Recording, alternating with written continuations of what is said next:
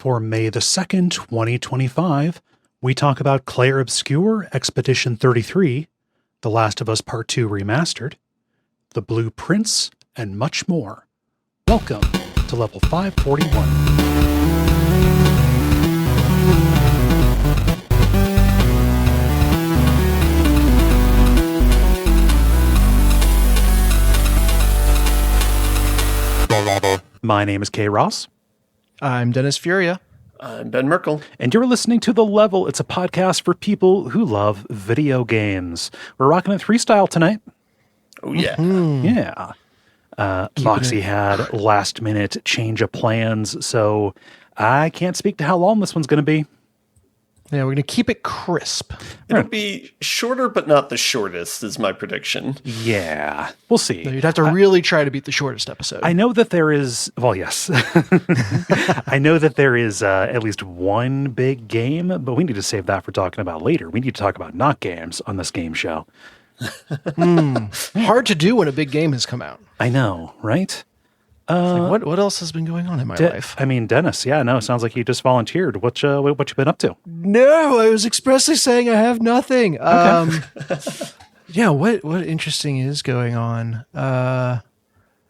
Honestly, not too much. No? I finished up a mentorship program that I've been doing. Like I was mentoring a college kid over the course of the semester. So cool. We got to the end of the semester, and got to have dinner, and that was a lot of fun. So I think I'll continue with that. Got to build into the youths. That was your first time doing that? Yeah, first time through the program. Like it's something that is through my church, but I just didn't know that they did it until someone mentioned offhand. Mm-hmm. Which is, I guess, part and parcel with going to a bigger church is like it's very easy to just miss that there are things you would otherwise like to be involved in. So, yeah. Hey, that was fun. Huh. But said student has, like, I've kind of run the gambit of acquiring all of their tastes. So I think I mentioned Attack on Titan a while ago. So that was, they had introduced me to that. Got introduced to Kendrick Lamar through that. A whole bunch of stuff that, I literally told them when we were hanging out, I was like, hanging out with you has really kept me humble about how cool I actually am. Wait a minute, you thought you were cool? Yeah. Well, okay. No. That sounded meaner. That sounded meaner than I thought. I don't know. No. Yeah. But even on like the scale of nerd things, cool. Definitely puts me in my place. But so that's the biggest thing is wrapping up the semester on that front. That's all good. We did piata for our big celebration dinner. That Italian Chipotle kind of thing, pepperoni sticks, Italian burritos, highly weird. Okay, they sell you breadsticks, and then what it is the wrap with cheese sprinkled on it and then like pressed. It's just another tortilla. And that's I was unhappy about that. I hadn't really done piata before, and I fell into that trap. But the burrito was good. The burrito was tasty. Yeah. It was weird having penne pasta in a burrito. God, I guess that's not. Yep. I guess that's not appreciably weirder than having rice in a burrito, but it's just it's kind of it's like a spaghetti sandwich. Like I know it's a thing that happens at some restaurants, but it just seems wild to me. You didn't have to do it that way, but now that it's here, I'm okay with it. we also did boba tea, and are we boba tea aficionados or rejectors? I do not like solids in my drink. Okay, so we got one that's wrong. What about you? I'm good with boba tea.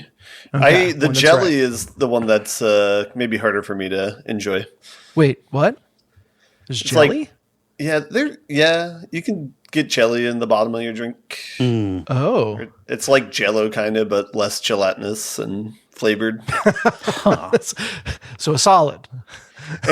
No. Wait, no. That would be more... Oh. Is it... It's like Jell-O, but less gelatinous. It goes either way. Oh, no. It's looser. So is that more jelly or less jelly? No. I don't want to hear about anything in my food being described as loose. But I would say it's less Jell-O because like Jell-O starts as a liquid and goes to Jell-O, right? So it's like less in that process. Yeah. Well, no, it starts as cartilage. Oh boy, it Starts starts as a horse. Yeah. No. Yeah. But yeah, I love everything boba tea. The straight up tapioca boba, or like you get the ones where it's got like a little it's like an adult gusher. Okay. Where it's a little bit of caramel inside or something that you bite it and it pops. That's good stuff. I don't prefer to get my sugar in drink form. You're kind of opting in for that. Yes. I suppose you can do boba in a healthier or less sugary way, but why? Yeah. A lot of the places let you pick the sugar amount too, where you just say like 50% or 10% or whatever. Yeah. If I have to specify, then I know what I'm getting into. I want you the reason I'm here is because I don't want to have to say I want an inhumane amount of sugar in my drink. It's taking us red. I need my fix. 200%, please. Yeah. Don't make me beg for it. God. Italian burritos and boba tea. Fun. That is a vibe, man. Yeah. Ben, how about you? I was trying to think. The main thing I did over the weekend was record Satisfactory with you. So you were on an episode of Watch Out for Fireballs that came out the day before this episode did. That's right. Yeah. So that was fun, kind of reacquainting with that, and it was very fun seeing your factory set up. Blown away by it. It was really cool. The takeaway is that I overdid it.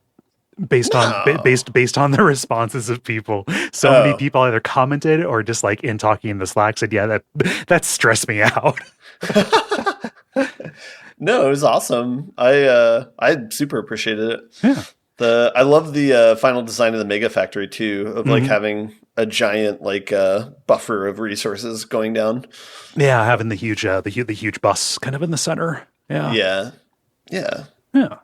No, it was great having you on. I was nervous, not because of you. I knew we would have a very good conversation, but I was nervous that it wouldn't feel enough like a waff, that people would be put off by it. And I wasn't making special effort to like cater it to be anything other than what we, kind of hit.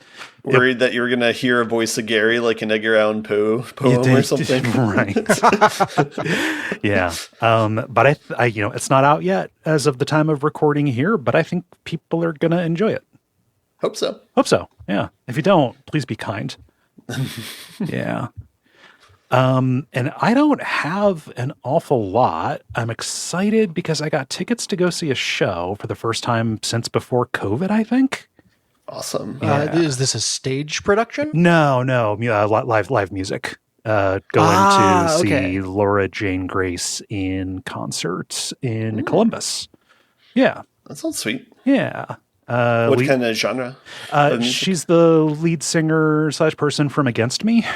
So, okay, awesome. Yeah, nice. does a bunch of punk stuff. It is probably going to be the highest concentration of trans people in a room in the state at that particular time. So that's cool. Yeah, I'm looking forward to it. That'll be dope. When is that? It's in June. Oh, okay, cool. Yeah. So, but yeah, no. Other than that, it's just been a bunch of work and personal stuff. Huh? Nice. Good to have something to look forward to. I know, right? We'll have to put that on the calendar for Kaye. Will be wiped out that recording session afterwards. It's on a Wednesday, so I think I'm going to have to figure out a way not to record on that Thursday.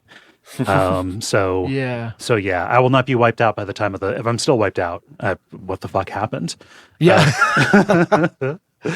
Did you not hear yourself say it's the highest concentration of trans people in a room? Probably for anywhere around. I just don't know what would cause me to be wiped out for more than a week on that. Fair. I don't know. Fair. But I'm new to the culture, so I assume you guys go hard. Like you can't not, right? I was gonna say hard to tell between a punk show and just aging, which one will wear you out quicker. But. Right? Yeah. We'll see. But no, it's just I don't know. Part of this whole thing has been getting a little bit more comfortable going out and doing stuff, and I think it's fun to have something like that to look forward to. And it's like, okay, I can go to this and feel like a person. That's cool. But that gets more into psychological stuff, and we're supposed to keep it light. That's what the network bosses say. Wait, did you just refer to yourself in the third person as the network boss? No. It's a little bit like the baby of the year sketch, and I think you should leave. It's the judge. The judge is the guy who sits over in the shadow. Yeah. Sweet. I mean, I know you guys are champing at the bit to talk about this game, so I think we have to do the regular kind of show, what with the grind, the multiplayer, and the end boss. And why don't we get started with The Grind. The Grind, where we talk about the games we have been playing over the past period of time or so. I will let the two of you decide who gets to do the honors. Yeah, I mean, a new RPG just kind of fell from heaven this week. I didn't hear a single thing about this until I heard about it from everywhere. Yes. Yeah. I don't understand. So from my perspective, this was like the same thing that happened with the Blueprints, but I think I surround myself with a lot of people who like puzzle games. But yeah this one seems to be pretty universally acclaimed. Yeah. You're talking about, what is it, Expedition 33 Clair or something? Mm-hmm. Yeah, it's Clair Obscur. In true homage to JRPGs, it has like the unnecessary title thing going on. Yeah. Clair Obscur Expedition 33. Yes. Yeah.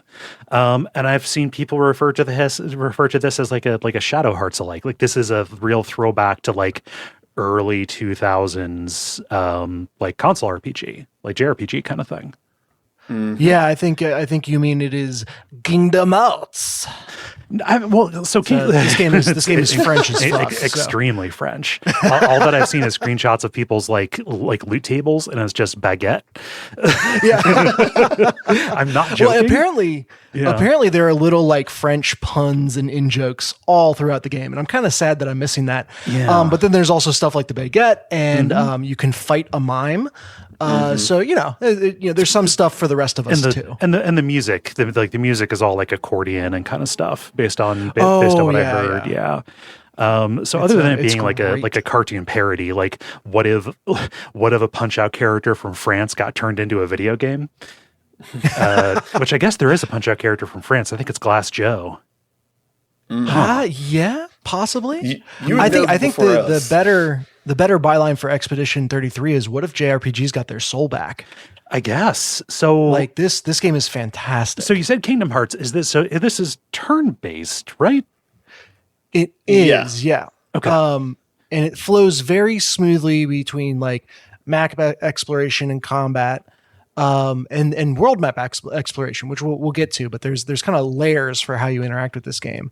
But when you interact with an enemy, you go into the combat screen. There's a little screen effect that happens so that that things are changing. Otherwise, I would just be completely confused. So it's a good thing there's an overdone transition. Again, getting the heart of JRPGs just right. Like that's part of it. When good. Oh, I had a question just to gauge where you're at. How many people are in your party? 3. Okay. So I am. There's like the intro area, the first area, and then you go to the world map, then you go to the second area, and I think I'm pretty much through the second area. Okay. Got it. So you say like, what if JRPGs got their soul back? Like, what was the last game like this that you tried?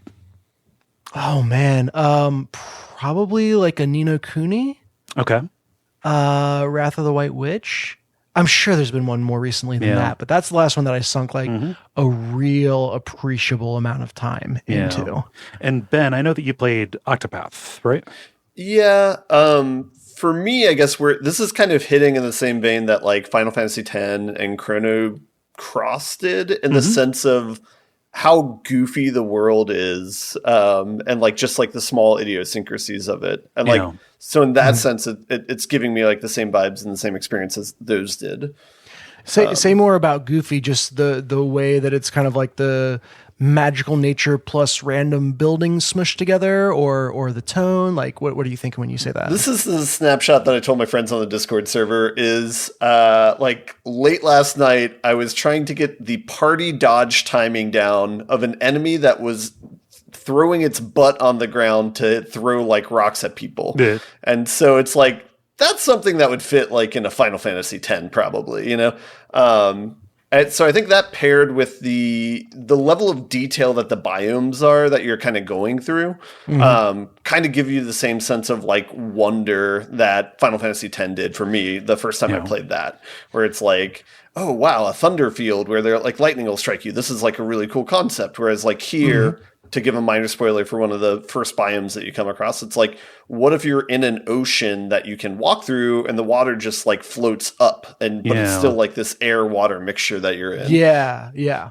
And it's like, it's very original and very like cool, like biomes like that. Yeah. I just think that like the from what I've seen, the design of the world and just kind of the feel of the setting and even just the particulars of it feel the most original without relying on what feels like very established tropes, right? Whether it's Final Fantasy style, medieval fantasy, I guess older style Final Fantasy, medieval fantasy like an Octopath, or like let's say like big mechs like Xenoblade, right? Yeah. It's got a little bit of Victorian to it. But also distinctly modern within that. Like the architecture is definitely Victorian. For sure. And as well, the whole conceit of the world is that something happened to like shatter the world and muddle up reality. The city that you live in kind of got thrown away from the rest of the world, and that's why it's been as okay as it is there.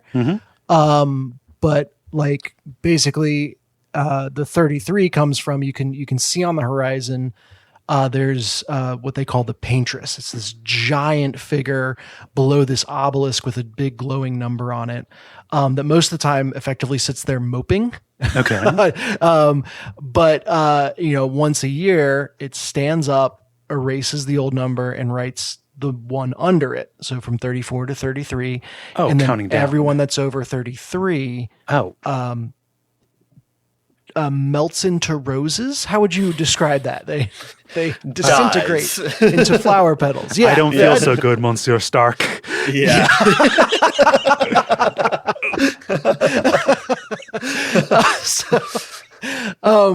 So this little city that's kind of isolated from the craziness that is on the continent will send an expedition each year, and people basically sacrifice what would be the last year of their existence to try to get to the mainland. Kind of high level, like take out the Paintress, maybe that'll stop it, but also like we don't really know what's going on.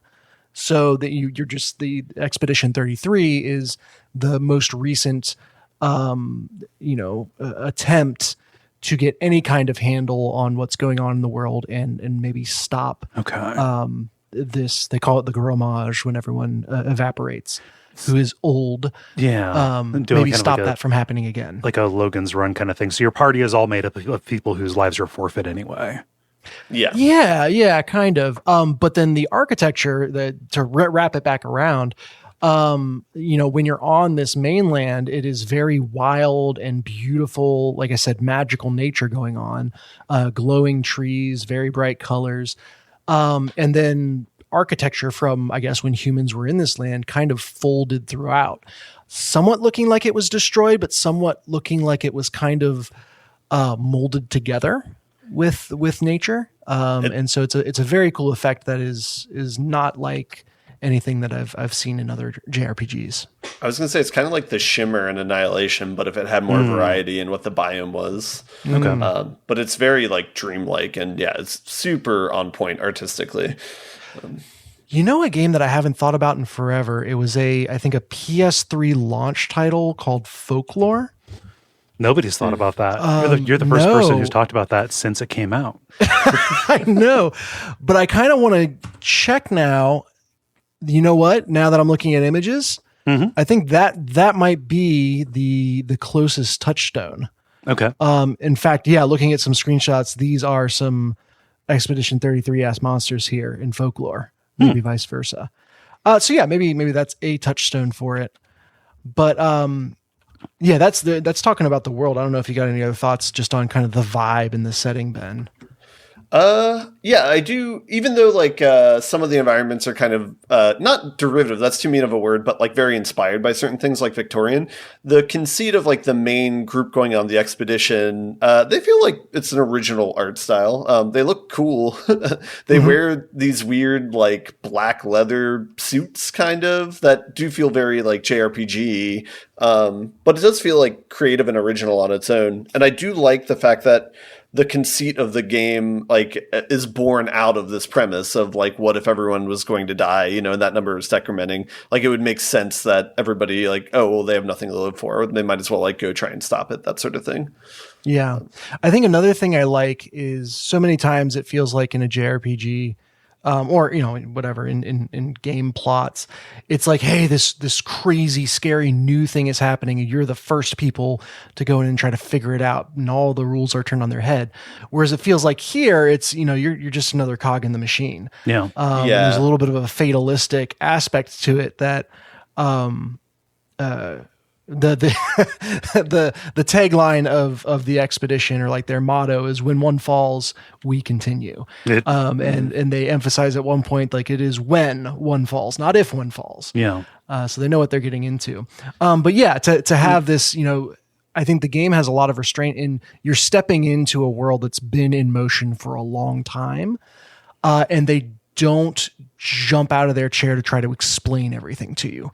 They let you kind of steep in it and kind of get the vibe and put together how things work, without, you know, giving you that avatar character of, I'm new in this world. And so you're going to see everything through my eyes. It's like that, you know, the characters you're playing as kind of know the deal a lot better than you do. There's like another conceit that's like justified in this too, where it's like you have like a little like sidekick friend in it. But it makes sense that like, and you treat one another like siblings, even though you're not by blood, but it's because all of your parents are dead, you know, and that's just like the world that you live in. And so it's just cool to see tropes like that, like in other games, like have more justification in this. Yeah. Yeah. So do you want to talk gameplay? Yeah. This is the most fun I've had with a turn-based system that's not on a grid in a long time. Yeah, the thing I was surprised by is like how stripped down the gameplay is. Like, it's remarkably simple, like what you're doing in this game. Which, I mean, all turn-based games are kind of like this, but this doesn't like bloat under complexity like other ones, I feel like, where I don't feel like you're managing like hundreds of items and like hundreds of different side mechanics. They kind of silo all their mechanics in individual characters, but I feel like I'm getting ahead of myself here. The basic gist of the turn-based combat, you can think of the game in general as you're going through a regular map from turn-based combat to turn-based combat, or you're going on a world map from turn-based combat to turn-based combat, and you kind of switch ping-pong between the two things. But when you get into a turn-based combat, it basically gives you a very simple decision. It has a timeline like other JRPGs, where based on your speed stat, that determines the order of everyone fighting.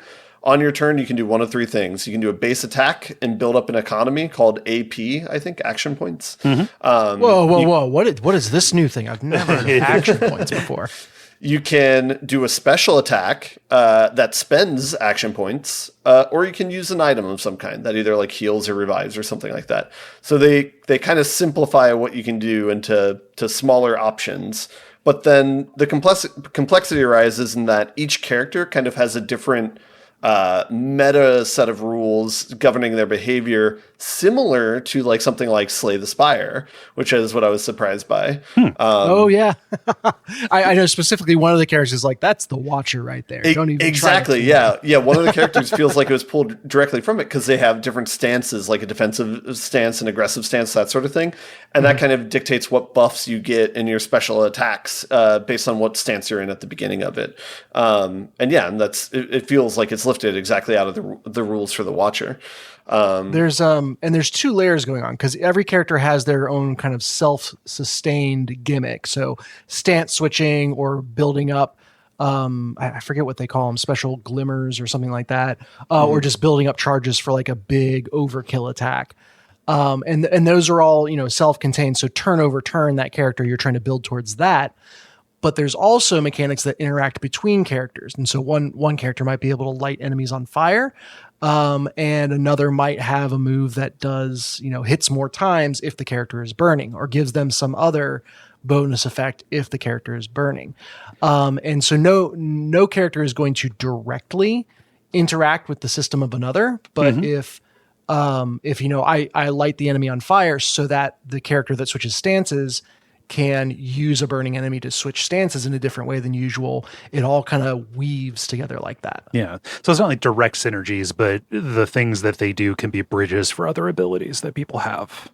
Yeah. Yeah. And how you get those like small interactions, I need to Google the names of these, but there's two different systems where it's like, there's items that you can equip to people that'll have some sort of buff, and it'll have two different buffs. It's like if you're doing this attack, something happens is like one sort of effect that your character quote unquote learns, meaning if they win in battle with this equipped 4 times, I believe, then it's like unlocked for them, and then that'll be active all the time.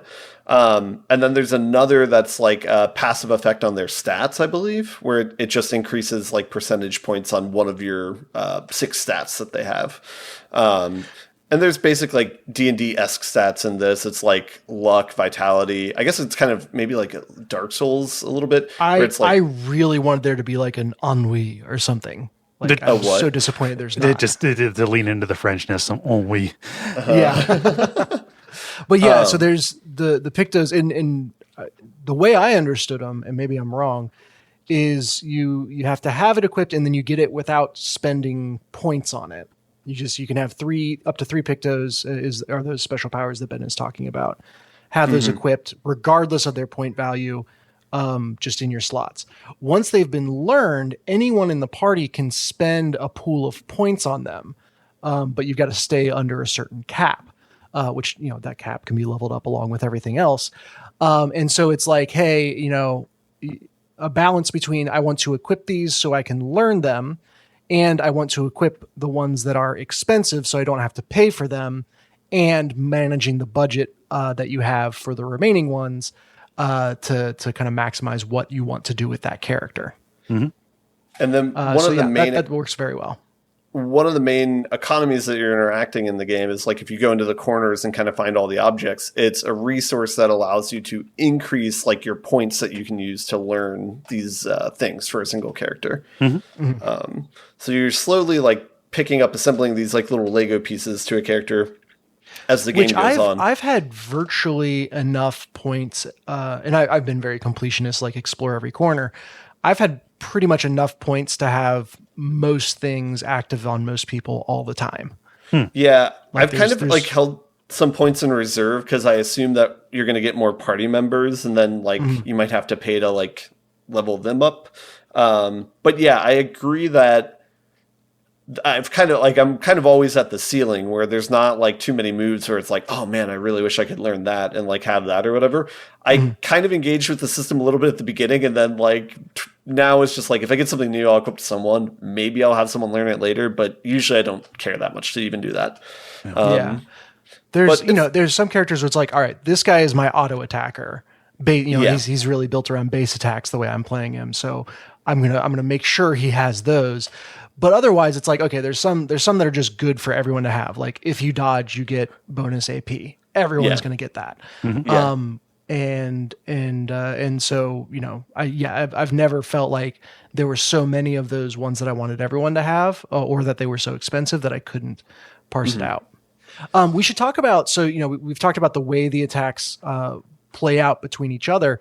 Whenever you select an attack, you get a little quick time event, and you learn the timing of the attacks. It's very was that what, Mario RPG? Yeah, Mario RPG, Paper Mario. Exactly. Yes. So it's got that vibe to it. It's very simple. It's at least on the normal difficulty, it's only one button, so it's just timing, not reacting to different prompts. However, whenever an enemy attacks, you also have the opportunity to time either dodges or parries. So dodges protect you for longer, and also have less of a cooldown.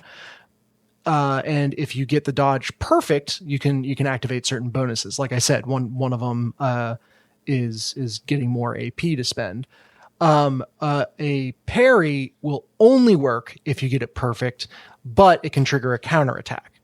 And so there's a great little risk reward where you kind of learn the monster's patterns and can start out just dodging because that's the safest way, and you're probably still going to get hit anyway. It's got I'm amazed we have talked the song without invoking it, a very Dark Souls feel of like the enemy windups kind of have feints and stuff built into them to try to bait you out. And then once you've gotten confident with the dodges, you start kind of working in parries if you're feeling confident to get those extra damage points back on them. Do you fight the same kind of enemy enough times to where that kind of internalizing of the attack timing can benefit you? Yes. Okay. Both in you fight them across the map, or in boss battles you die and have to fight them again so many times that you remember it that way. Well, and that is part of the difficulty of bosses, is this is not an enemy that you're familiar with. Mm-hmm. For example, one I didn't even realize can eat one of your party members and just take them off the board for it was like 10 turns or something. It was ridiculous. And I could have dodged it if I hadn't been sitting there going, what is this even? And realized too late what was happening. But that feels really good in practice. It gives you constant little micro decisions of how risky you want to be. And that, makes it a ton of fun to go through these battles that otherwise might get a little rote if you were just, selecting the attacks. Because that's the problem, right? With this kind of game is that the combat, there's just too much of it, and all of it is way too similar to each other. Yeah. Yeah. I definitely, it is fun enough that it hasn't gotten tiring for me, I guess, the combat loop. And it does kind of offer like a good amount of like progression to it where, you can kind of see where it's going, where it's like you can level up your weapons the same way in Dark Souls, and there's like grades with stats tied to them that like scale. So it's like based on how good the grade is, it'll also scale contribution to your stats pool. So like all of that seems like a good kind of treadmill that I feel progress as I've gone up. So final thing on the gameplay standpoint that I want to make sure I bring up is the way they do items. Because this was a revelation, and I never want any RPG to do them differently ever. Everything is an Estus flask. So your heal potions, have a limited number of uses on them. There's an item that gives people AP, and there's an item that revives a downed enemy. And you don't collect them throughout the world. Mm-hmm. You just have a certain number to spend between resting at expedition flags, or their bonfires. Mm-hmm. And that has been so freeing to actually use them during combat, because there's no way to use them outside of combat. Right. That is just really, really cool. Yeah. So I find myself very intentionally working in the AP potions, I guess you would call them. I'm sure they have a more French name for it than that. But they, you think about, okay, I can see the lineup of who's attacking next. And I know this character is at this progression in their special mechanic, but they don't have many AP right now. So instead of attacking with this other character, I'll just pass some AP over. Mm-hmm. And you kind of do a bunch of set and spike maneuvers using your potions. I found a heal early on with one of the characters that if you do it right, it doesn't cost anything. And so that effectively made the health potion ones a little bit less useful, but I still have used them in battle when the person with the heal got knocked out. Yeah. So, but yeah, that just like, I don't want to have 60 of these in my inventory. No, it's going to be a drag. I don't want to manage selling them for money to spend in the shop. Just make it as simple as this. I get 2 of each per bonfire, and I'm good to go. And it's made it so much more relevant to use items. Yeah, we have found the cure for too good to use. That's very good. The menu for the game Oh, sorry. Oh, no, I'm sorry. Good. No, the menu is like so clean for the game because it's not like there's a place where it's like inventory. Here's like 100 things you have. It's like only the relevant items come up when necessary. So it's like you have like whatever weapon each character is using. And so when you click on that, it'll show all the options of weapons that they can use. But it's all the weapons are specifically for like specific characters. So it's not like you have to wrangle like these 20 weapons and read a tag on it that says like, oh, only this type of person can equip this. So yeah, that's the one thing I was surprised by is like just going to the pause screen and like seeing the loadout of the characters. It's very, very simple. It's very like sparsely populated. So it's really good UI. Which man, that kind of whimsical design bleeds over into the weapons as well. Right now, my main guy's sword is like fish fins, and that's super cool. So, yeah, I forgot to mention that your weapons can have a type to it as well, like frost or fire, lightning, that sort of thing. Yeah. So yeah, this game is good. Yeah, this it game sounds is real good. really well thought through. So I guess my question is, you both talked about gauging progress by how many characters you have in your party, like how many you have found. Given how different each of them seems to be, does this seem like it is something where you're going to get enough that who is in your party is a meaningful decision that you're going to make in terms of building a team? Or is this like you're going to get the people you get and learning to use them is kind of the trick?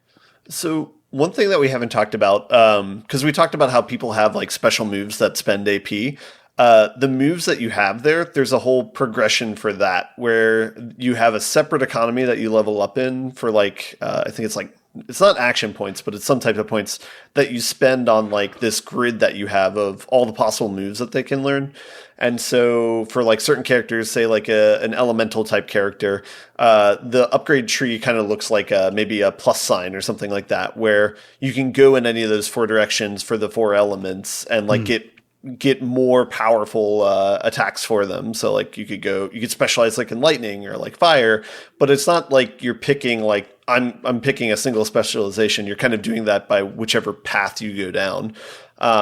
So I think you can have a loadout of any 6 unlocked skills at any time. Oh, wow, that's a lot. Yeah. Yeah. And I've been impressed during any given battle how much I move around those 6 moves. Just because different set and spike opportunities arise as you are doing stuff with each of the characters. So the design of how these systems play together is probably one of the strongest things about this game. Yeah, and so many other systems in the game kind of have roots into that as well.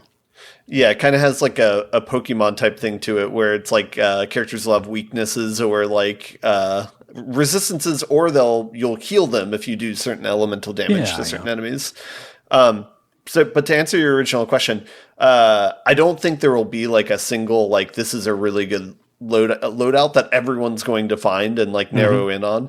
I think you'll probably pick whichever way you want to upgrade your characters and probably find a good composition based on like those sorts of choices. Okay, but it is easy to respec in the game. Like there's a resource you get for it.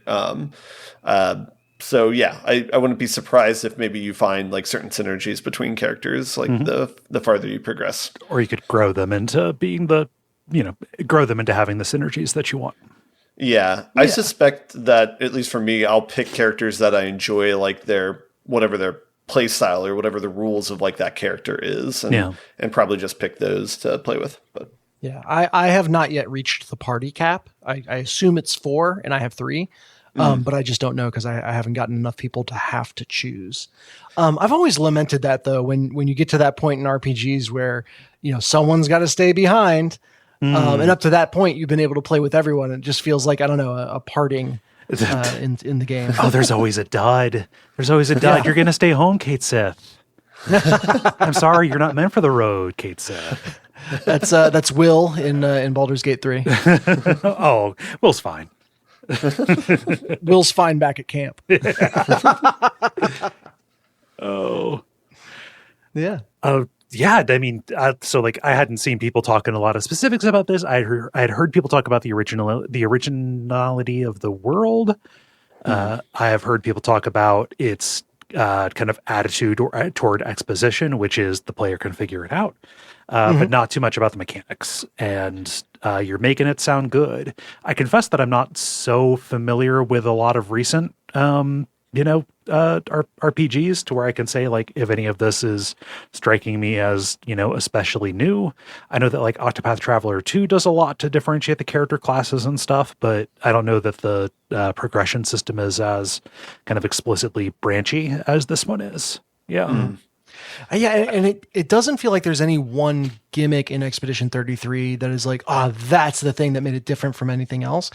It's just all of it weaves together so well that it feels unique, Yeah, because we called out Paper Mario action, QuickTime event type stuff, and Dark Souls got name checked because it has to be, etc. Like there's all these touchstones, but this just, I don't know, is the right package at the right time.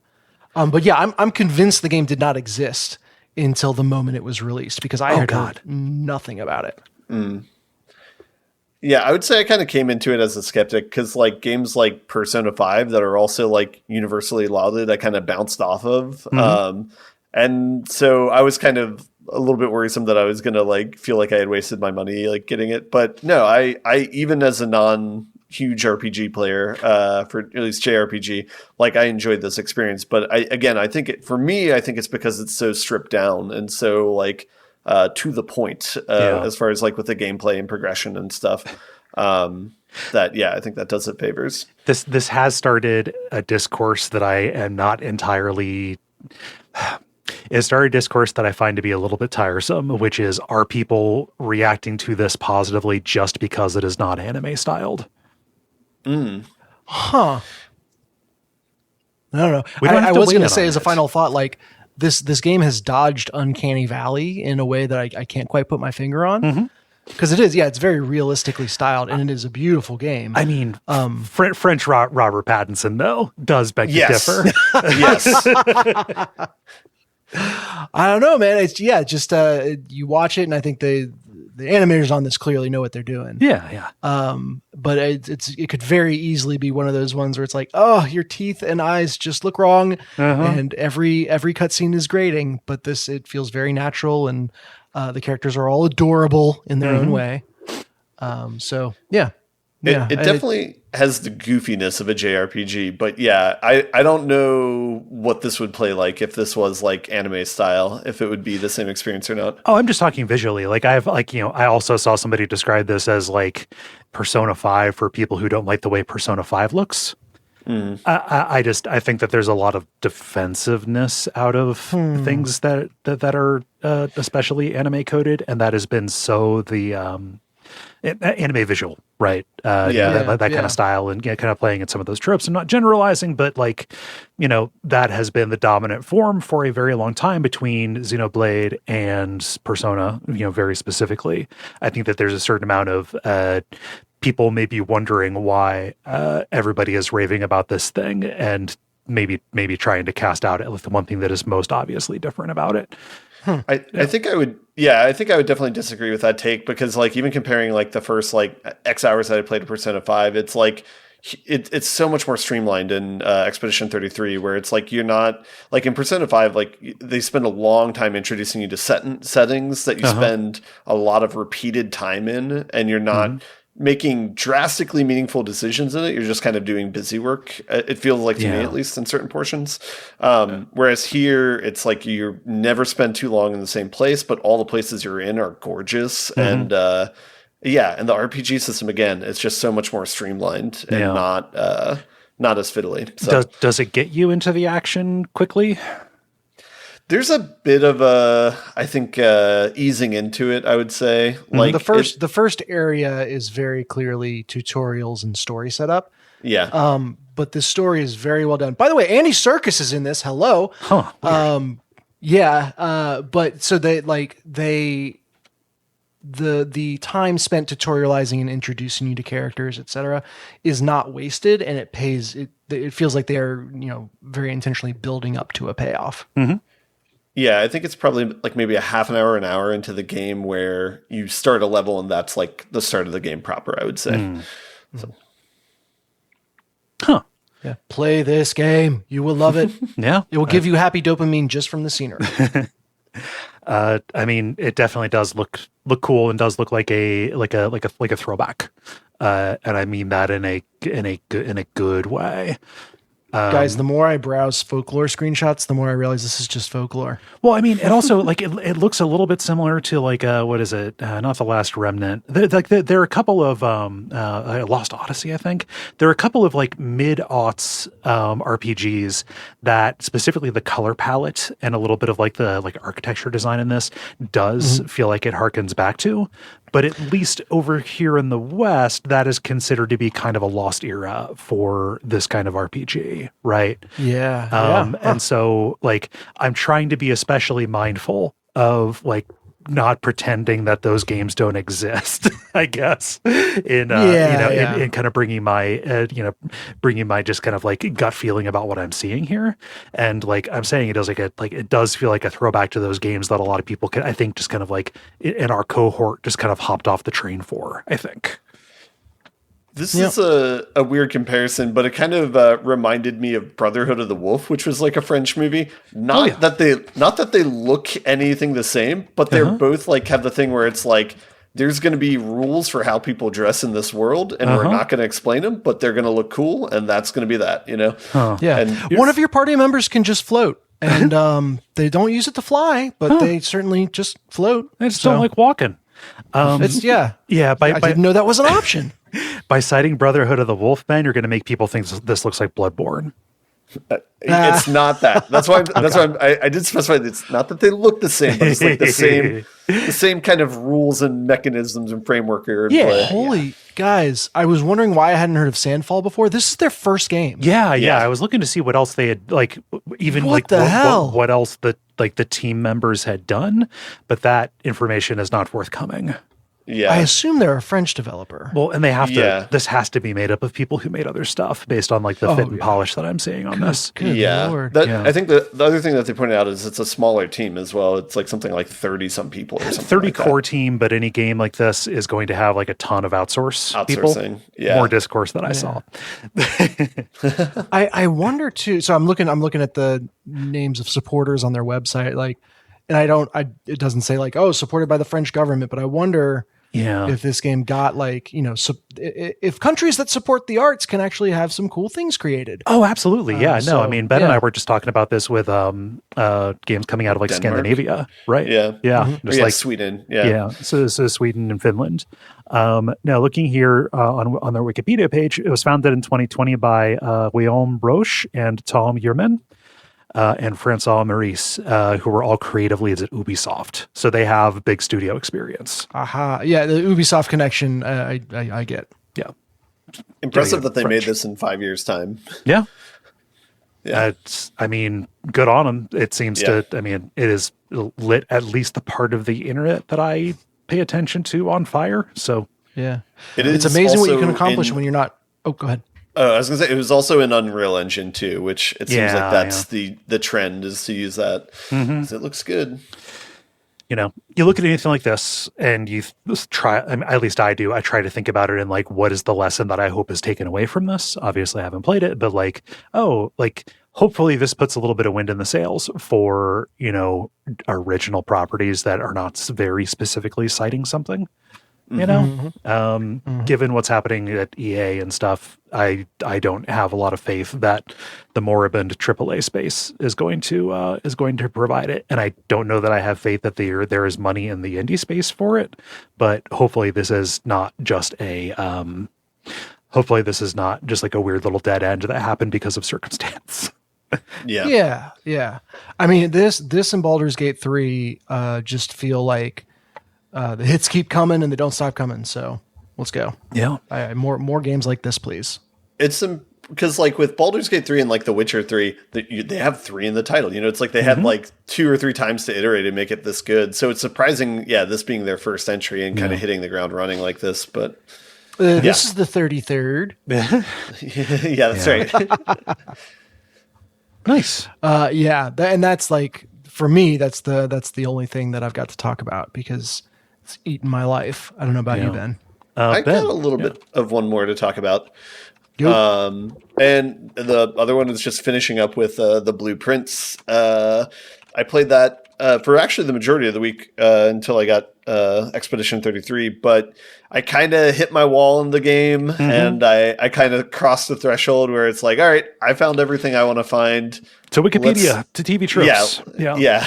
Let's see what else is in the game. I thought I was like maybe 75 to 90% done, something like that, maybe. I was like 40% done with the game, no. Maybe like 50%. But I mean, that's only if you see like all the things you can do in the game. Okay.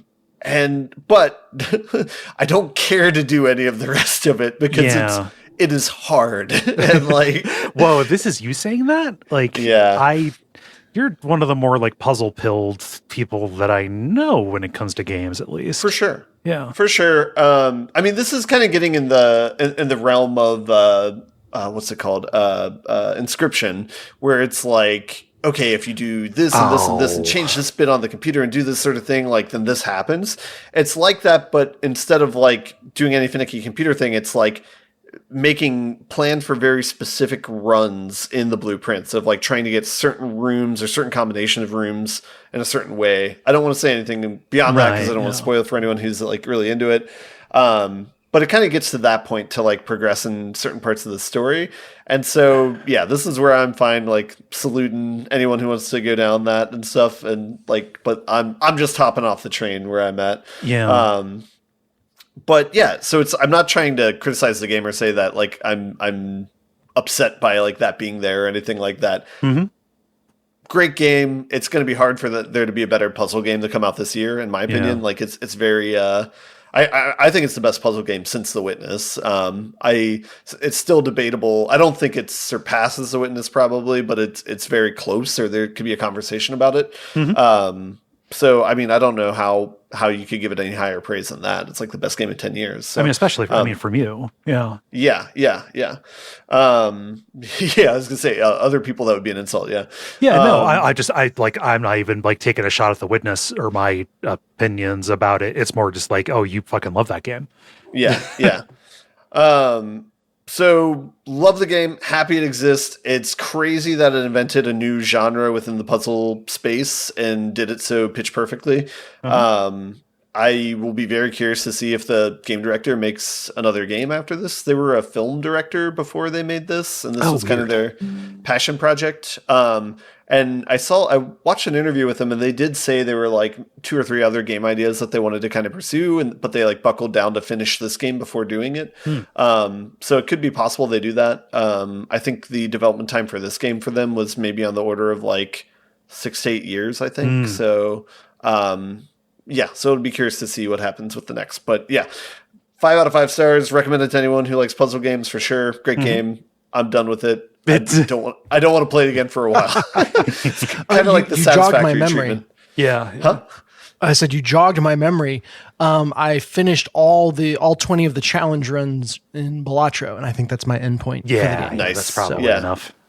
Nothing new to say, but when you're talking about like loved it, reached this milestone, never want to play it again, it's like, oh, I can relate to that. Yeah.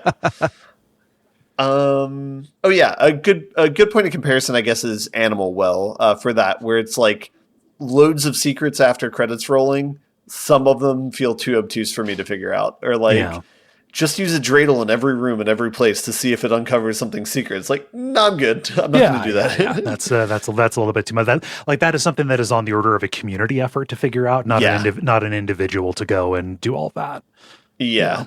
Yeah, and I think that may be the difference, because like with The Witness, I feel like you could feasibly figure almost everything out in it, or almost all the first level puzzles in it, probably. Yeah. So anyway, yeah, that's all I got for this week. Okay.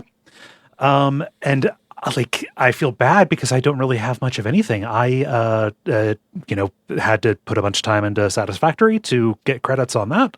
And we talked about that for 2 hours and 20 minutes. I was going to say, It's not that you don't have anything. You have an hour stream on Patreon that people can go watch to see how much you have in the Satisfactory game. Yes, you can go to patreon.com/Duckfeed.tv. And before Ben and I recorded about Satisfactory, we did a little tour. We each did little tours of our worlds. So you can go take a look at that to kind of, as we're talking about Satisfactory in the game, you can kind of see like what our efforts kind of led up to. I don't know. That was I think you mentioned that idea like right as I was about to say like, hey, how do you feel about X, Y, or Z? Like, how do you feel about doing this? So we were like right on the same page there. Yeah. Yeah. Cause it's so hard to have a conversation about that game without showing like what you've done, and the lessons you've learned. So yeah. But then also it's like fun too, because it's like a Rorschach where it kind of shows a part of your personality as far as like I had my partner watched it and chuckled at you pegging my factory of like, it's going to be jank, but part of it will be good. I said I was more kind than that, Ben. I didn't say jank. I said it probably won't be the prettiest thing, but it will be extremely effective. Yeah. The only other thing that I've been playing in addition to that has been The Last of Us Part 2, but I don't know that I have more to say. It is continuing to be more of that, which is fine and good. The story's keeping me. I do see lots of opportunity for it to maybe cut to the chase a little bit more, but yeah. You're on a boat right now, right? I have recently obtained a boat. Yes. Mm-hmm. Yeah. The hit Lonely Island song. I have recently obtained a boat. Yes. Yeah. I believe you're in the downtown area. I think I am headed toward a Ferris wheel. I'm going to an aquarium. Okay. Yeah. Yes. Yeah. Mysteries I'm very curious about. People's motivations and stuff. Some very effective scenes that have kind of rolled out. It's an older game, but also there are people playing it for the first time because of the remaster. There are people who are watching the show, so I don't want to go too in depth on the. I don't want to go too in depth on the story details. I do enjoy fighting the scars. What is it? The seraphim or whatever they are. The people who whistle. Yes. Yeah. Kind of the cultists, the kind of naturalist cultist kind of people. That being its own, their own kind of encounter with the way that they coordinate with each other and try to move very stealthily, as opposed to the WLF, who are more about like very explicitly coordinated units and then just kind of barging around and saying exactly what they're going to do. Like the scars actually will like get up behind you and stuff. Yeah. But yeah, other than that, there's not an awful lot new. It's just pretty good stealth gameplay. So I do want to like give some flowers to like the actual individual like level and encounter design. I do not remember, and I've played The Last of Us, the original one, 2-3 times or something like that. Like individual combat arenas were not really anything special to my mind. Like they kind of felt like combat hallways and waist-high walls and, some opportunities to get the upper hand on somebody, but, just pretty indicative of what like a super high budget game would have been at that time here. This actually putting you in pretty well thought out stealth arenas. And having very good kind of guard behavior and AI. All of the, there's a problem with the toilet situations notwithstanding, actually does bring a lot more interest to this as like a crunchy action game to me than, something that I would associate with being kind of a more cinematic shooter. It's weird because it's like, it has for my money, the best like stealth / action like experience in any game that I've played. It's just weird, like, because to your earlier point of it being too much, I also feel that at the same way, where it's like, if you just like half the size of the game, maybe it would be like have been more impactful or something. But like, it's weird to both be so impressed by a game and then exhausted by it. Yeah. Yeah, that's wild. I also enjoy, and people in the chat confirmed this. It really wasn't a thing that happened in the first game where monsters and humans would interact. And in this, it has happened not as much as I would like, but like when you're in a situation where there are clickers and runners about, being able to sick one on the other is so satisfying. I love that whenever it happens in a game. I loved it back in Doom when you could get the demons to fight each other. I fucking love it here. It does make the world feel much more alive. And I'm happy that they committed to it as much as they did. Yeah. Yeah. But that might be all that I have, unless y'all have more questions about it. Last of Us Part 3, you're able to sick the dog on their owner. It's the boss fight. Yeah. Get them. The dog will yell, Janice, when you kill its owner. It's super creepy. It's actually the most unsettling thing in the game. Multiplayer. Now it is time for the multiplayer, where we ask you a question and then you answer it. Dennis, what is the question that you ask the nice people? Yeah, I actually started writing this question before I knew what ludonarrative dissonance was. And discovered the term in the process. So, ludonarrative dissonance is now my favorite kind of dissonance. What games have the biggest juxtaposition between the theme or story and the moment-to-moment gameplay? Does it work, or does it make it harder to suspend disbelief? That it's impossible that we haven't talked about this over the course of the time we've been doing this. Like this particular phrase, like that was a buzzword. I think even like 12 years ago. I'm sure I've heard it before, but in my defense, both of those words are very big, and together I just don't think I can be expected to remember them. But we're talking specifically about times when gameplay and the story or the setup or aesthetic kind of clash with each other. And I will get us started here with Mirko, who says, when a character dies because of reverse plot armor in a Final Fantasy after being, quote, killed and picked back up no worse for wear like 50 times before. They get around that by saying in combat they're just knocked out, which does not necessarily jibe with the fact they're using parts of the Phoenix, a bird known for its mystical powers of rebirth, to bring them back. Also, I watched a god smash a planet into you. You're dead. Yeah. That is dead. No, and it's just like, oh, they're dead because they just want to stay dead. Like they were doing this like back even as early as Final Fantasy IV. There's a moment when these two you have two little kid twin mages who, in order to save the party from like these two walls that are crushing, they turn themselves into statues to hold them up, and you have items in your inventory and spells that could heal them. And there's like, oh no, they want to stay statues. You can't heal them if they don't want to. Oh no. Yeah. It is a tricky thing, and I don't know that they've ever figured out how to solve that problem. Remember, folks, get consent before using soft. Yes. I don't even know. Is that something that should be offensive? I don't know. Let's let the internet figure it out. I'm sure they'll be well reasoned and gentle in their responses. Consent before everything. Consent for everything, regardless. Yeah. Let's see, Ben, what does Warren say? Warren says, first two that come to mind, food dishes as health items, because it's so silly to imagine someone just devouring a full steak dinner between dodge rolls mid-combat. I would say, see, there will be blood. The other thing they say is when characters explain in VO how to do something, think any tutorial from Metal Gear takes me right out of a scene. Now, I mean, a famous example of people talking about this, I say, 12, 13 years ago, because this was a huge thing around BioShock Infinite, was like, okay, they're trying to, sell you on the stakes of this world or whatever, but my dude is stopping in the middle of fights to eat trash hot dogs in order to recover health. And it's like, it's not. That made me relate to the character, honestly. Yeah.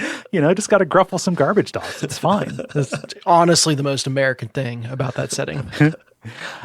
Dennis, what does Callum say?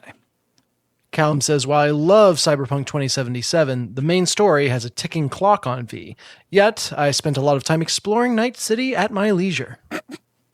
Fair. Yeah, I tell you what, in any game where it's like, oh no, we got to go, like, or, things are going to get real bad, I try to lean in and like, okay, well, I better hurry through this area. And almost 100% of the time, it punishes you for actually acting like the plot implies you should act. Yes. Or like in Cyberpunk, it leads to these situations where if you play it like somebody who plays a bunch of RPGs, you're going to be doing a bunch of side stuff. And the clock that's on V has to do with a sickness that they have. And the sickness only manifests, like you only get symptoms of it when you're in main quests. So it's like you've gone and done all of these wacky adventures hacking around this city. And then because you're doing all of these main quests in a row, like your health is just like fallen apart instantly. It brings a whole new meaning to the phrase main character syndrome. Yes. It is more pronounced than something like a GTA 3 or something like that, where you could have it make sense in the world that everyone was doing something else for a week. Let's see here. Billy Manjuice says, and this might have been my answer if nobody brought it, Stardew Valley being hailed as the anti-capitalist savior of the town while low-key stacking millions. Made worse when I routinely deliver 2 bottles of wine to Leah per week until she marries me. It's not even like the anti-capitalist kind of side of it, because like, I don't know. I don't even think that it especially like makes a critique of capitalism. I think that, the beginning setup is more about like, oh, I work at this anonymous corporation and, the life became a prison. And so I sought a place where, I could live kind of differently. I don't think that my pursuit of stacking up the millions is, goes up against the message of the game. I think that specifically the way that I play Stardew Valley, the fact that I turn into a different kind of machine, because that's the way that I like to play the game, just absolutely exploiting the farm and maximizing everything that I can, because that's how I play that game, and that is how I relax in it.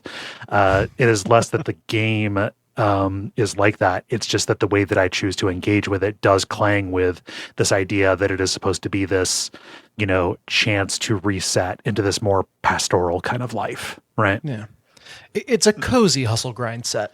Yeah. It reminds me, I had a conversation with a friend about the game, and I'm like, I think I'm going to put it down because I've like done all these tech trees. There's nothing else I can do. And they're like, well, you could just like have fun. You can just like wake up and do whatever you want in the game if you want. Like you don't have to like do all the. It's like, oh no, I didn't realize what. But I like goals. Like games can have like, I like it when games have goals. Let's see, Ben, what does Threnza say?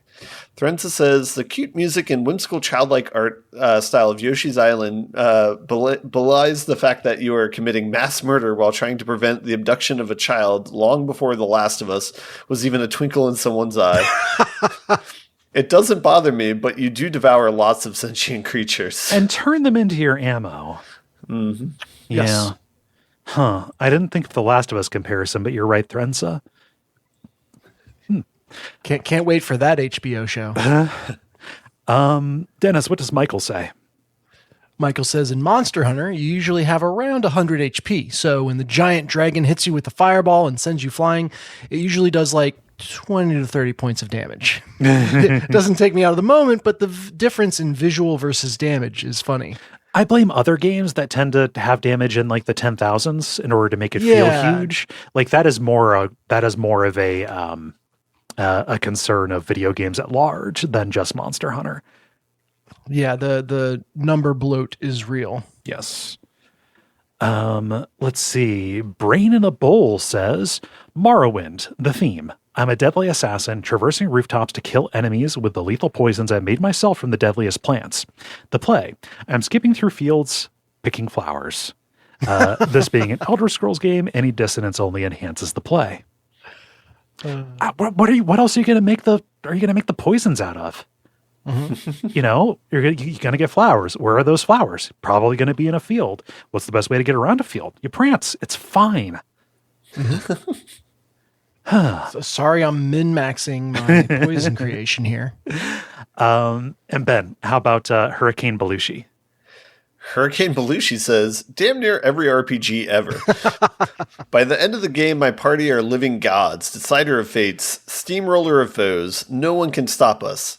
Oh, and the battle ended and the villain stabbed me. I've been stabbed at this point in the battle conversely 2,500 times. I am now clinging to life. Yeah. Just a different version of what Mirko said at the beginning, right? Just like, you know, my characters are shooting everybody all the time, but then, you know, a person who matters, a person with a name shoots me. Although that's a very conceptual thing. Your weapons are only deadly if you're important enough to have a name. Yeah. Oh, I like that. Ooh, I can get meta. Yeah. You could actually have some really fun stuff around that with like a relationship system in the game. Mm-hmm. The better you get to know a character, the more deadly they are against you. Yeah. I was going to say Black Mirror quality is tanking right now, so we could workshop a new episode with this. Yeah, sure. I've heard Black Mirror this new season was okay. Maybe it's a personal taste then. Oh, okay. Yeah. I'm not arguing with your taste. I haven't seen it. I just not enough pig fucking for you. Yeah. What? Oh, bring back the pigs. The pilot. Oh, that's right. Because they did they predicted the not the James Cameron. that's a scoop. Wait, hold on. They predict the David Cameron thing. Yeah. What's the new Avatar movie going to be like? Avatar, a machine for pigs. Yeah. As uninspired as it is, the Stardew thing was literally the only thing that I brought. Yeah, Ben, how about you? You're allowed to think the same thing as someone else. Yeah. I got a favorite one, which is the Arkham games, where they make such a point of Batman not killing anyone, but boy, does he concuss a lot of people. Yeah. His hospitals are running over with his work. So You throw a lot of people off of the side of a building. yeah, who knows what happens at the bottom? Yeah. I'm not going to check. It's gravity does the killing. Yeah. Dennis, how about you? Yeah, the one that came to mind for me was Diablo, where the theme is that, you know, horrible demon hordes and summoning these eldritch forces and you know, blood and carnage everywhere. And then if you stop and actually look what you're doing, it's just a fun little bopping button, zipping around kind of deal. Like extremely breezy gameplay. Yeah. Covered in blood though. Yeah. God, does Diablo 4 still have the orbs? The health and the mana orb? Yeah, they're on the bottom of the screen. Yeah, screen camped out as ever. When we were doing Diablo 2 for Watch Out for Fireballs, you know, I think it was recent, last winter maybe. I was kind of sick of it, and whenever I would say like to Gary, like, oh, I've got to go play more Diablo 2, I would say I've got to go babysit the orbs, because like the entire game was just like, okay, red orb's low, okay, fill up the red orb. Well, blue orb's low now, got to fill up the blue orb. All right, red orb's getting low again. it is. That's hilarious because literally 90% of the builds that I use in Diablo are figure out how you don't have to worry about the mana orb. Oh, okay. Like just find a way that I am not managing mana. That when I press a button, it is always going to do the thing, and I never have to think about how full my mana is. So I feel your pain. Yeah, that's one way to do it. Well, thank you everybody for writing in. If you have thoughts about these, go to follow us on Blue Sky. That is thelevelpodcast.bsky.social. And thank you, Dennis, for posting these on Monday afternoons. The End Boss. Now it is time for the End Boss, where we talk about what's happening in the world of video games and how we feel about it. Dennis, you have some follow-up on a story we previously talked about.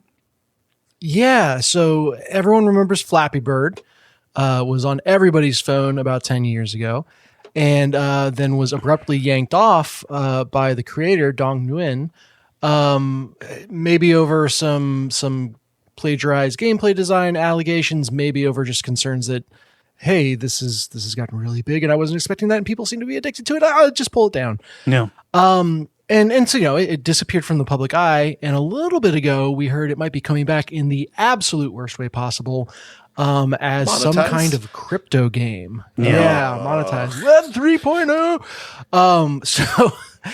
This is a feel good story though, because now the actual release is upon us, and they have gone over and above to emphasize not only does the game not have any of that crypto crap in it, but the game will, quote, never have any Web3 elements. Okay. The one sad thing is that apparently the original creator is not still involved with this. It was a trademark that was let expire and then, picked back up by someone else to continue along. So fine, a trademark law is weird. Yeah. But a massive win for people putting their foot down and saying like, no, we will not have you shoving crypto down our throats. And Web3 has officially ceased to be any kind of positive association with games. That has been one of the more spiriting things about, I think, the reaction to specifically AI stuff, but also crypto. A lot of things like this is that, like, as much as the people who are boosting it want you to believe it, none of this is inevitable. Yeah. And it really in fact, it seems... Oh, go ahead. I was going to say, it really is like proof is in the pudding, where it's like Baldur's Gate 3 is amazing because it's an amazing game. Like crypto sucks because it's not fun. Yeah. Mm-hmm. And it really does just show publishers like Square Enix really just being caught with their pants down that they seem to like go in on it. And, Ubisoft with AI creation kind of stuff, right? Like, put glibly, bullying works. You can make your displeasure with this known loud enough that they pull back. But, bullying upwards works. Yes. Yeah. It is a fascinating glimpse. I mean, I feel like crypto's kind of been dead for a while. Every once in a while, it rears its ugly head, but it's all moved over to AI. Yeah, like right. the huckster side of it is definitely the big investment money is AI right now, but also like crypto has been so. I mean, like mainstreamed because everybody in the White House is doing a crypto scam. Like, it is the scam economy has kind of been fully embraced. So it is like just purely in the realm of kind of like semi-official grift now. Whereas I think AI is something that people desperately want to make a thing because otherwise there are no other ideas. Well, what I was going to say is this fascinating glimpse into corporate culture where I feel like Web3 and crypto got as big as it did, partly because, everyone at the company wanted to be the first one to have something to say about the hot new thing. And just counted on other people not really understanding or not being willing to say the emperor has no clothes. Yeah. So I think we're probably to some extent on that bubble with AI as well. It is kind of funny. So, the similarity between the culprit and the victim in these things are both people just want to get rich quick. Yeah. Who's going to grift? Do you know how fortunate, how fucking lucky I feel that I got out of the job, that I got laid off at the job that I had before crypto and before AI, before NFTs became a thing? For people who are listening or unaware, the job that I worked at, I was like a creative lead at a company that made animated videos explaining mostly like tech products, right? Had big clients, had small clients, etc. But like whatever was the big technology du jour, we had a ton of videos in, whether it was, like cloud compute, whether it was the Internet of Things. This is dating me, but like, we went through all of those tons of like, ad tech before it became ubiquitous came through and had me writing fucking propaganda for it. And the fact that like when I got laid off was around the time, like, pretty much every third pitch I was brought in because I person who understood crypto, but I was also the person who knew specifically how the client was lying. Yes. Don't say this. Don't say this. Yeah. It's just sitting in story meetings, just saying like, hey, I don't know that I can give you an idea of how to explain this, but like, here's what's going on, and here's what they don't want you to say. So yeah. But yeah, no, just I shudder to think at what they're making videos for now.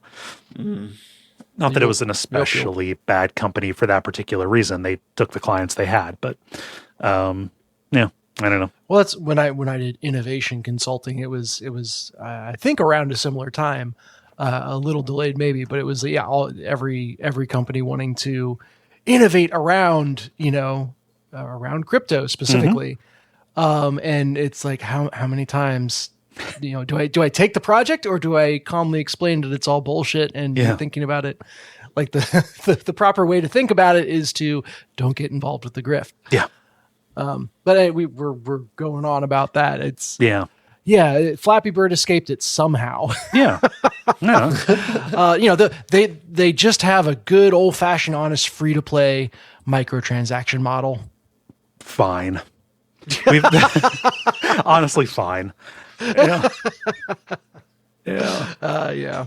I have one. I didn't feel like talking about the EA layoffs because we don't have all the details about that right now. Yeah. That is a bummer.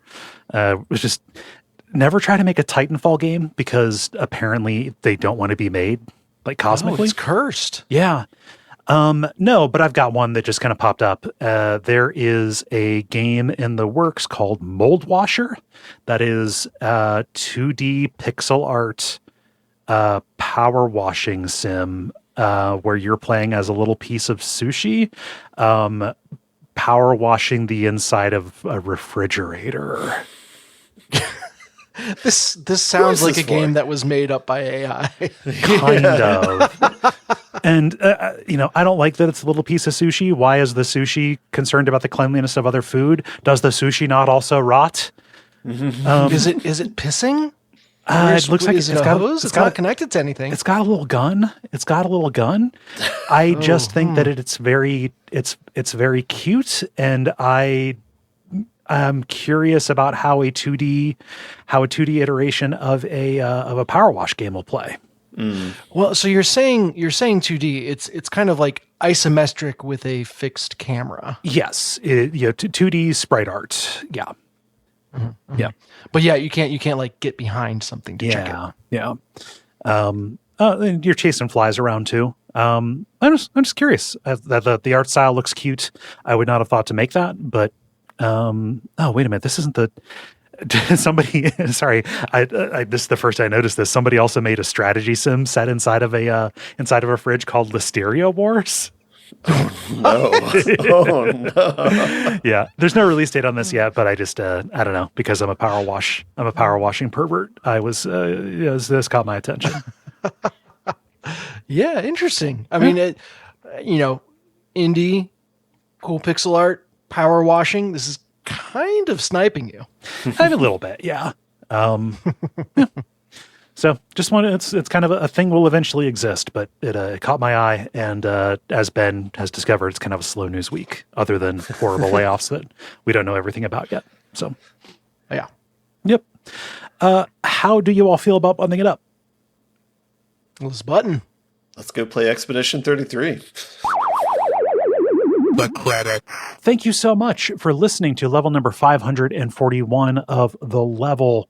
If you want to help us out, you can go to patreon.com/Duckfeed.tv. Even free members can see the factory tours up there on the kind of the VOD of the stream that Ben and I did. So go check that out. Also go check out the Satisfactory episode of Watch Out for Fireballs if you like Ben. If you like the energy that Ben brings and you want to hear us talk about this. You can hate listen as well if you want. Yeah, that's fine. I'd rather you only listen. I only want people to do things that they like to do, especially if they're being kind enough to listen. So fair. Yes. But otherwise, you can leave a rating or review for this show or other shows, and you can tell your friends. Is there anything I'm forgetting? No. Be right. kind to each other. It's scary out there. Yes, please. Please be kind. I have been Kaye Ross. I am on Blue Sky under my dead name. I need to fix that. I need to get a custom URL. I'm just trying to decide which one's going to be the funniest. I am Dennis Furia. You can find me on Blue Sky at Furia Games. And I've been Ben Merkel. And stick around for some titles.